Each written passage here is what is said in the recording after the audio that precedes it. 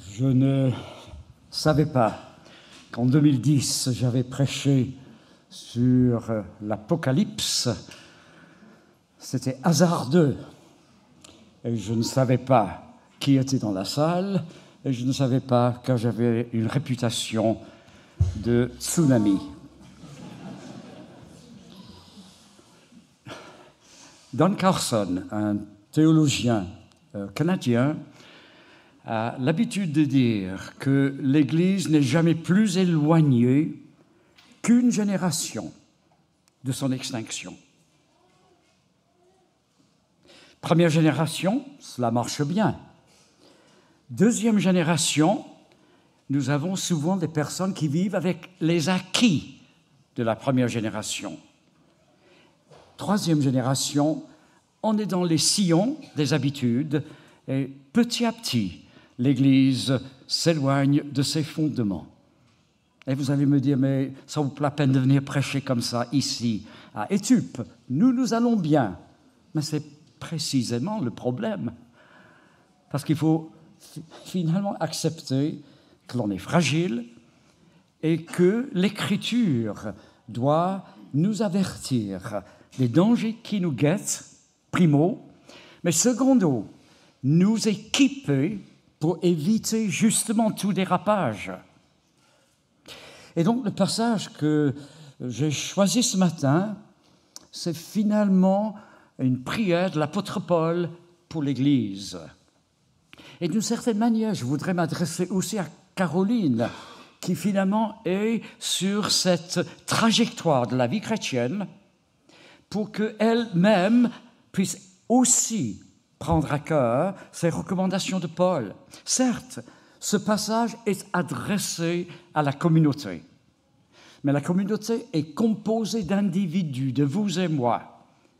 Et donc, une pensée particulière pour Caroline, mais une pensée pour nous tous. Cette prière, donc, se trouve en Éphésiens, au chapitre 1, à partir, donc, du verset 15.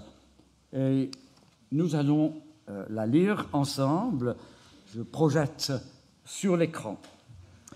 C'est pourquoi, moi aussi, ayant entendu parler de votre foi au Seigneur Jésus et de votre amour pour tous les saints, je ne cesse de rendre grâce pour vous.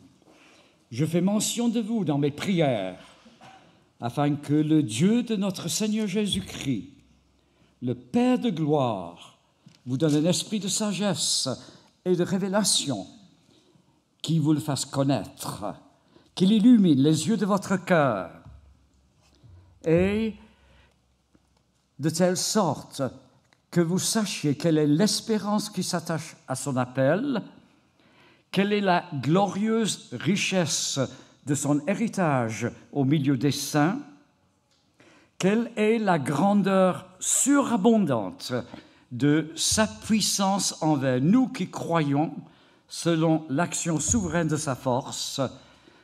Il l'a mise en action dans le Christ, en le ressuscitant d'entre les morts et en le faisant asseoir à sa droite dans les lieux célestes, au-dessus de toute principauté, autorité, puissance, souveraineté, au-dessus de tout nom qui peut se nommer, non seulement dans le siècle présent, mais encore dans le siècle à venir. Il a tout mis sous ses pieds et l'a donné pour chef suprême à l'Église, qui est son corps, la plénitude de celui qui remplit tout en tous.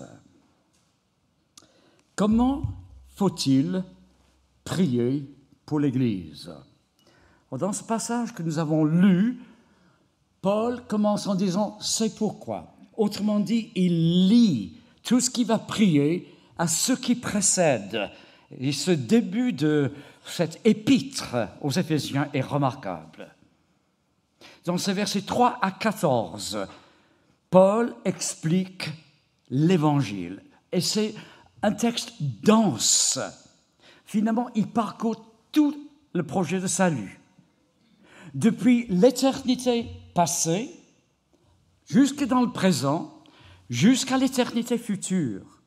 Paul trace l'histoire de l'Évangile. Béni soit le Dieu et Père de notre Seigneur Jésus-Christ, qui nous a bénis de toutes sortes de bénédictions spirituelles dans les lieux célestes. En lui, en Christ, il nous a élus avant la fondation du monde, l'éternité passée, avant même de créer quoi que ce soit.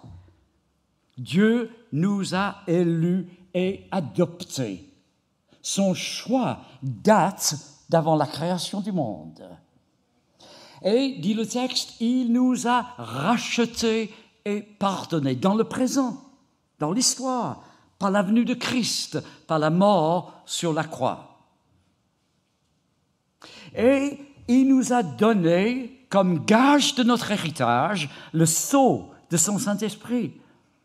Nous avons un avant-goût de ce qui nous attend dans le futur.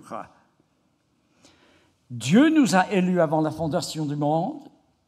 Christ nous a rachetés et pardonnés dans l'histoire et le temps. Et le Saint-Esprit a mis sur nous son sceau en vue de l'éternité future. Et c'est pour cela, c'est pourquoi Paul dit, je prie pour l'Église. Et quelle est sa prière? Mais c'est là en rouge. Non, pas en rouge sur votre écran, mais sur le mien quand même. À la fin donc de ce passage, quelle est sa prière? C'est que nous puissions mieux le connaître. J'étais très reconnaissant du chant de tout à l'heure, où finalement, ça tournait autour de cette idée, le connaître, toi Seigneur. Mais comment le connaître? Quel est le contenu de la connaissance dont il s'agit dans ce passage? Et Paul poursuit dans ce passage que nous avons lu, afin que vous sachiez quelle est l'espérance qui s'attache à son appel. Quelle est la richesse de son héritage au milieu de son peuple? Et quelle est la grandeur, dans l'original, le texte est pratiquement explosion. Quelle est la grandeur surabondante, inestimable de sa puissance envers nous qui croyons pour vivre cette vie chrétienne? Le connaître, finalement, Paul trace cette connaissance par ces trois idées que nous allons développer rapidement maintenant. Mais en tout premier lieu, quelle est l'espérance qui s'attache à son appel? J'espère, après la gap ce midi, pouvoir reprendre la voiture et rentrer à Genève. Je l'espère. J'espère que pour le mariage de samedi prochain, il fera beau. Je n'ai plus aucun espoir que la France puisse battre l'Angleterre. Notre utilisation de ce terme « espérance », c'est finalement anticiper quelque chose que nous ne pouvons pas garantir. C'est un tout petit peu comme si nous allions dans le sens de croiser les doigts, toucher du bois. Mais ce n'est pas ainsi que Paul envisage l'espérance. Pour lui, l'espérance n'est pas liée au passé. Souvent, notre espérance est liée au passé. J'espère prendre le train de 8h10 demain matin. Alors, notre connaissance finalement de la ponctualité des trains peut effectivement avoir une influence sur notre espérance. Notre espérance est souvent liée au passé. J'espère effectivement que samedi prochain, il fera beau pour le mariage. Mais finalement, tout est chamboulé dans le temps actuellement. Le climat, on n'a plus aucune garantie, mais on espère quand même. Notre espérance est liée au passé. Pour Paul, l'espérance est liée au futur. Et il parle ici de l'espérance qui s'attache à son appel. Ça semble assez vague. Mais ailleurs dans l'Écriture, cela est explicité. Et en tout premier lieu, quelle est notre espérance? C'est l'espérance du salut. Ah bien, je vous vois venir. Je suis sauvé. Oui, oui. Mais le mot salut, il ne faut pas rendre synonyme avec la conversion. Oui, nous sommes convertis. Mais le salut, c'est le processus. C'est la conversion et la transformation. Je suis sauvé, mais je me réjouis du jour où je serai pleinement sauvé dans la réalisation de tout ce que le salut comporte. Je suis racheté, Paul le dit ici, au chapitre 1, au verset 7. Mais un peu plus loin, au chapitre 4, il dit « N'attristez pas le Saint-Esprit par lequel vous avez été scellés pour le jour de la rédemption. Je suis racheté, je serai racheté. » Le salut est un processus. Et toute une partie de l'espérance que j'ai et qui s'attache à mon appel est liée à l'espérance du salut. Actuellement, il n'y a plus aucune condamnation pour ceux qui sont en Christ Jésus. Actuellement, je suis libéré du pouvoir du péché. Je ne suis plus esclave du péché. Ça ne veut pas dire que je ne pêche plus. Mais le péché désormais est un choix. Je ne suis plus esclave, condamné, obligé de pécher. Mais je me réjouis du jour où il n'y aura plus aucune présence du péché. Plus de larmes, plus de tristesse. Je suis sauvé, je serai sauvé. Et je me réjouis dans l'espérance de mon salut. Ensuite, nous trouvons l'espérance de la justice. L'espérance de la justice. Peut-être, pour moi, c'est lié en partie à l'âge. Mais au fur et à mesure que j'avance dans la vie, je fais le constat, peut-être à cause de mon esprit un peu analytique, que le monde dans lequel je vis est de plus en plus injuste. Mais je crois que les illustrations abondent autour de nous, même en politique. Je m'étonne de voir finalement comment ceux qui conduisent notre monde vivent finalement dans leur rapport les uns avec les autres, avec les injustices, les accusations. Et puis on parle souvent aujourd'hui, il y a constamment devant les tribunaux des cas d'injustice sur la place du travail, où il y a le harcèlement, les abus, les inégalités de salaire, et ainsi de suite. Nous sommes dans un monde qui est fondamentalement injuste, et la justice est injuste. La justice n'est pas juste. Et cette injustice, je ne sais pas si c'est le cas pour vous, mais cette injustice me pèse.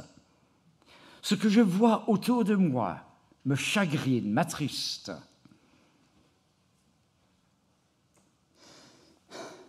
Et nous vivons dans l'Église les injustices. Très souvent, il y a donc des jalousies, des querelles, des accusations qui ne sont pas justes.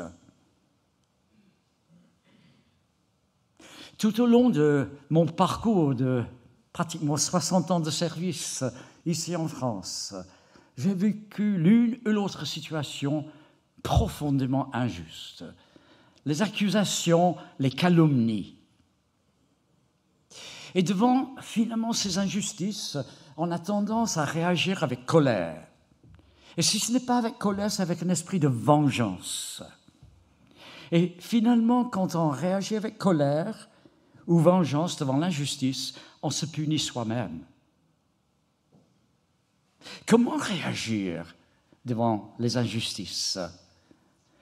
Alors Pierre, dans son épître, nous écrit ceci.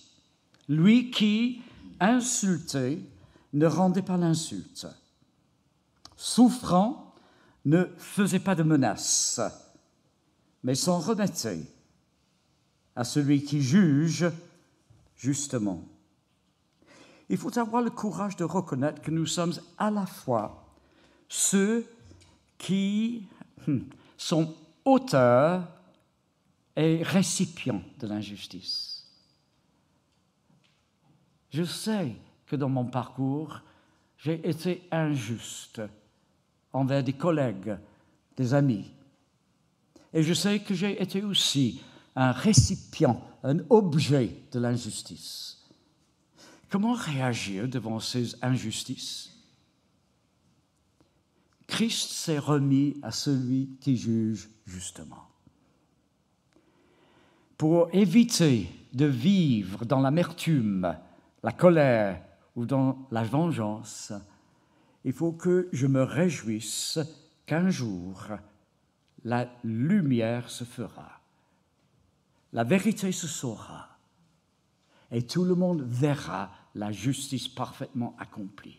Mais il faut savoir qu'il n'y a aucune garantie que nous verrons la justice rendue dans cette vie. Mais ce texte nous rappelle que ce soit dans cette vie ou dans la prochaine, justice sera faite et tout le monde verra la justice qui sera faite.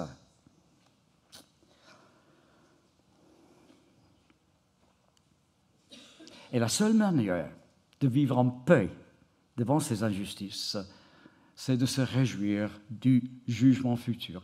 Je ne me réjouis pas de ceux qui seront condamnés éternellement à la séparation d'avec Dieu. Mais je me réjouis profondément que notre Dieu juste rétablira la justice. Je vis dans l'espérance qui s'attache à mon appel, et cette espérance, c'est l'espérance du salut, c'est l'espérance de la justice, et c'est aussi l'espérance de la vie éternelle. Je l'ai déjà, mais je suis encore entre deux mondes, ce que les théologiens appellent le déjà, mais le pas encore. Je suis finalement à cheval entre deux royaumes. Et constamment dans ma vie chrétienne, je suis devant le choix. Est-ce que je vais vivre selon les valeurs de ce monde d'ici-bas, la chair, mes désirs, mes envies, mes convoitises, ou est-ce que je vais vivre selon les valeurs du royaume de Dieu par son Saint-Esprit? Et je suis donc dans une vie de tension constamment entre deux mondes. Et je me réjouis finalement de ce moment où je ne serai plus entre deux, mais je serai pleinement dans cet état futur, la vie éternelle. L'espérance qui s'attache à mon salut, c'est l'espérance de la vie éternelle. De ne plus être finalement tenté par mes désirs, mes convoitises, mais d'en être libéré à jamais. Paul prie pour que nous puissions le connaître. Comment le connaître? En réfléchissant sur l'espérance qui s'attache à son appel. Le salut, la justice, la vie éternelle. Mais il continue, l'apôtre, et il nous dit, il faut savoir quelle est la glorieuse richesse de son héritage au milieu des saints.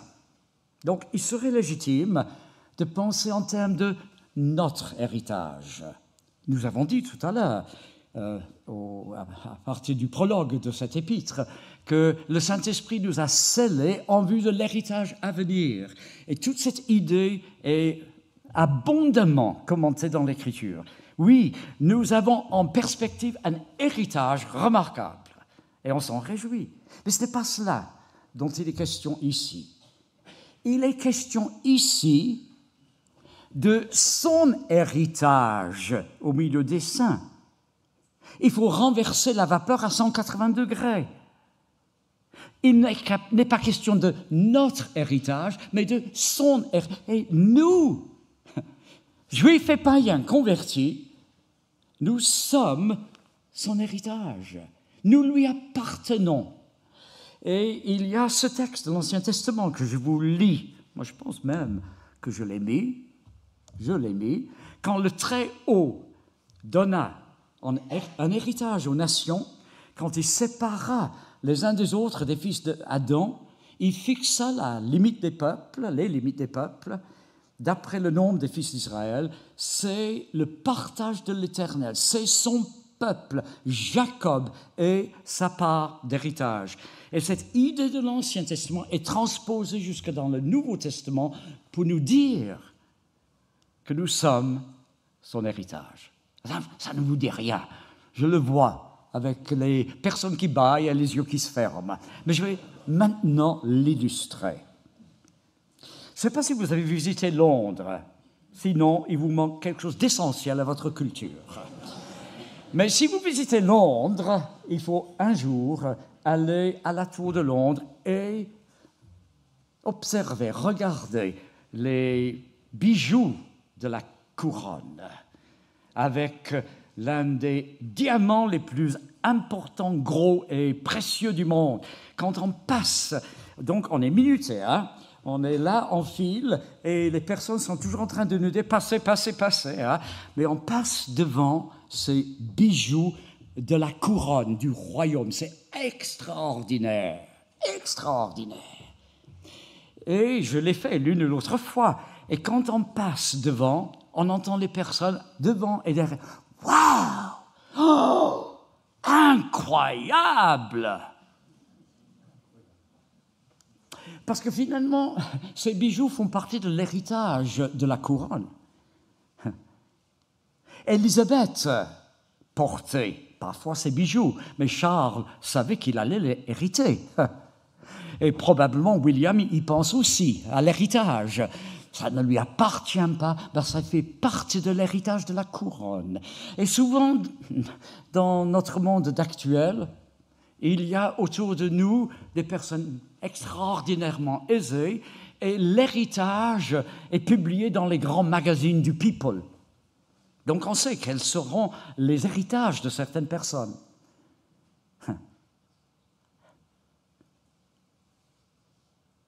Nous sommes son héritage. Et voici ce que dit Paul dans ce texte.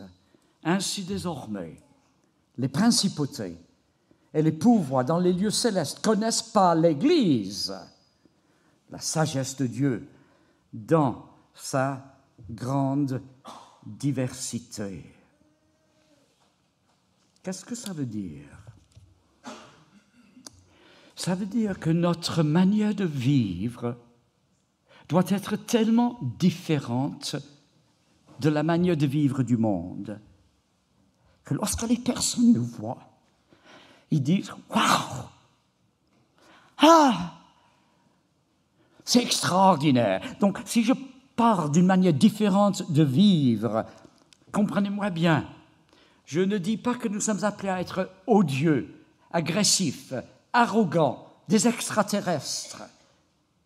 Mais je suis en train de dire que notre manière de vivre les uns avec les autres, notre éthique de vie chrétienne par rapport à tout ce qui est des valeurs morales du monde, notre manière de nous comporter sur la place du travail, l'honnêteté, l'intégrité, la ponctualité, la feuille d'impôt, notre manière de vivre doit faire en sorte que les personnes qui nous observent dans un monde perdu ne puissent s'empêcher de dire « Waouh !» Finalement, c'est ce que Caroline a dit tout à l'heure par rapport à ses colloques. Elle les a observés, elle a constaté la différence. Et c'est ce que Jésus nous exhorte dans l'Écriture.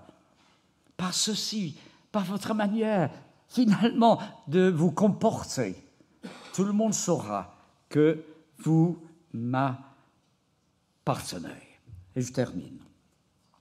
Quelle est la grandeur surabondante de sa puissance? Il faut peut-être maintenant juste réfléchir un petit moment sur le contexte de cette lettre aux Éphésiens. C'est une lettre circulaire probablement destinée à un ensemble d'églises en Asie mineure, mais Éphèse était l'église principale. Et dans cette ville d'Éphèse, il y avait finalement une culture riche. Il y avait cette bibliothèque de Celsius. il y avait cet amphithéâtre avec 24 places assises. Extraordinaire, cet amphithéâtre. Il y avait aussi le temple dédié à Diane ou à Artémis, l'une des 7 merveilles du monde de l'Antiquité. Et voici donc un modèle plus actuel de ce même temple d'Artémis ou de Diane. Et dans ce monde d'Éphèse et de l'Asie mineure, il y avait également des temples dédiés au César, dédiés aussi aux divinités des métiers, que ce soit les viticulteurs, que ce soit autres. Il y avait de multiples temples. Et comme vous pouvez l'imaginer, c'était un monde ésotérique avec finalement les puissances et les pouvoirs. Et à l'époque, il y avait une crainte de ces puissances et de ces pouvoirs. Et c'est dans ce contexte-là que Paul nous parle finalement de la grandeur surabondante de sa puissance envers nous qui croyons. Alors, comment savons-nous que cette puissance nous est disponible pour vivre notre vie chrétienne? Comment savons-nous? Eh bien, Paul dit ici dans le texte 2 événements incontournables. La même puissance, tenez-vous bien, la même puissance qui a ressuscité Christ d'entre les morts est à notre disposition pour vivre la vie chrétienne. Je trouve assez étonnant que finalement, dans nos églises, on parle très peu souvent de la résurrection, si ce n'est le dimanche de Pâques. On parle beaucoup de la mort de Christ, et c'est juste, mais on parle très peu de la résurrection. Et pourtant, la résurrection, c'est le pivot de toute l'œuvre de Christ. S'il n'y a pas de résurrection, nous sommes malheureux, nous sommes dans notre péché. Mais parce qu'il y a une résurrection, nous avons à disposition toute la puissance de Dieu pour vivre face à nos désirs, nos envies, nos convoitises, tout ce que le monde peut nous jeter à la figure. Nous avons la puissance qui a ressuscité Christ d'entre les morts à disposition. C'est ce que Paul dit ici. Et il prie pour que l'Église s'en rende compte, que l'Église puisse prendre connaissance de cette puissance dans son vécu. Aucun de nous n'a le droit d'utiliser comme prétexte son arrière-plan, son contexte familial, les expériences mauvaises qu'il a vécues, comme excuse pour ne pas vivre pleinement de l'Évangile. Certes, il y a des circonstances atténuantes. Mais à partir du moment où nous utilisons comme prétexte notre arrière-plan, notre vécu, comme prétexte pour ne pas vivre pleinement de cette puissance de la résurrection, nous sommes dans l'incrédulité, les amis. C'est l'incrédulité. Cette puissance qui a ressuscité le Christ est à disposition, et Christ vit aujourd'hui. Il est à la droite de Dieu. Et est-ce que vous savez ce qu'il est en train de faire pendant que je vous prêche en ce moment? Il est en train d'intercéder pour nous. Il est en train d'implorer son Père de nous communiquer toute cette connaissance dont nous avons besoin pour vivre cette vie chrétienne. La victoire est remportée depuis la croix, mais Christ continue à intercéder pour que nous puissions vivre de cette victoire. Donc, première indication de cette puissance surabondante, c'est effectivement la résurrection de Christ. Et deuxième indication dans le texte, c'est son exaltation. Il est à la droite de Dieu, il est au-dessus des trônes des principautés. Il attend le jour où finalement tout sera pleinement réalisé. L'illustration classique de ce principe, c'est finalement pendant la Deuxième Guerre mondiale, il y avait le débarquement en Normandie, jour J, on va appeler ça, et ce jour-là, on savait pour ainsi dire que la guerre était terminée. On savait que finalement, c'était encore nettoyer les poches de résistance et aller jusqu'à Berlin. Mais l'arrivée à Berlin a pris quand même encore 15 mois environ. Mais ce jour-là, le jour J, s'est transformé en jour V, victoire. La croix de Christ a réglé définitivement tout le problème du péché et de la puissance du péché. Nous vivons ici-bas entre deux mondes, mais nous nous réjouissons qu'un jour, le jour V arrive, où nous serons pleinement en jouissance de tout le salut que Dieu nous a préparé. L'exaltation de Christ, où Dieu l'a placé au-dessus de toute puissance, toute principauté qui peut se nommer, non seulement dans le présent, mais dans le futur, au-dessus de tout nom qui peut se nommer, cette puissance qu'il a placée ainsi dans l'univers et le cosmos de Dieu est la puissance qui est disponible pour nous aujourd'hui. Une Église n'est jamais plus éloignée qu'une génération de son extinction.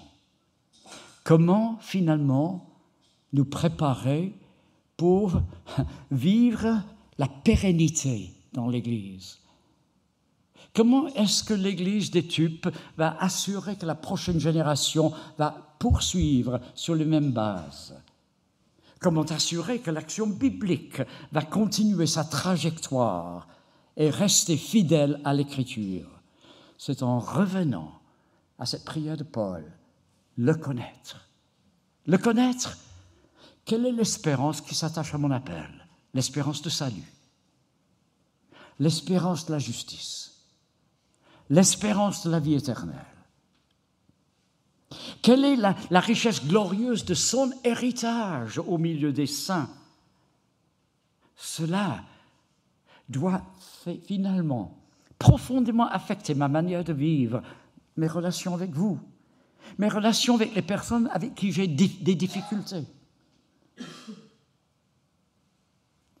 De telle sorte que les personnes qui, en nous observant, dans notre manière de demander pardon, de nous repentir, de régler nos conflits, de régler nos problèmes, dans notre manière, finalement, de vivre l'Évangile, pratiquement dans la vie de tous les jours, les personnes vont nous observer et dire « D'où ça vient? D'où ça vient ?» Sa glorieuse richesse au milieu des saints et qu'ils puissent se rendre compte de la puissance surabondante de la puissance qui a ressuscité Christ et exalté Christ et qui est disponible pour nous aujourd'hui pour vivre la vie chrétienne. Prions. Facile de prêcher ces choses, Seigneur, je le reconnais. Facile de comprendre ton écriture. Mais tu sais que pour chacun d'entre nous, la difficulté, c'est lorsque nous rentrons après le culte et lorsque finalement nous constatons parfois nos faiblesses, nos addictions, les désirs qui nous dominent, lorsque nous constatons les relations brouillées, lorsque nous constatons les injustices, tellement plus difficile de vivre de ce passage, mais ta parole est puissante, elle est efficace, elle agit.